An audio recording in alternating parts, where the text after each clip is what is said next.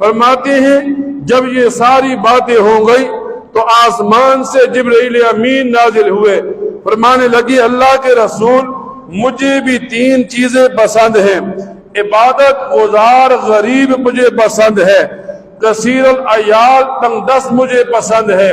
جب آدمی غریب ہوتا ہے، کمانے کے پیچھے یوں لگ جاتا ہے، اسے دین کی فکر نہیں ہوتی۔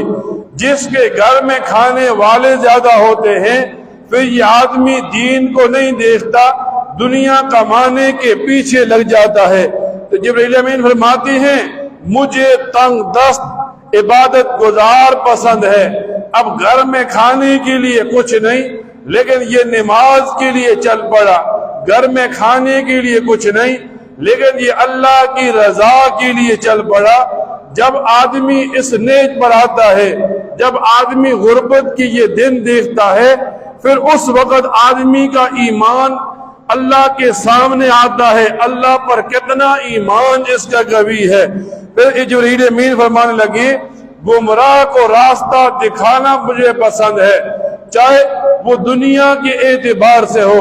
راستے میں ایک آدمی جاتا ہے، کوئی آدمی راستہ پوچھتا ہے، علماء لکھتے ہیں جب کسی نے کسی کے راستے میں رہنمائی کی، کسی کو راستہ بتایا تو یہ راستہ بتانا بھی صدقہ ہے۔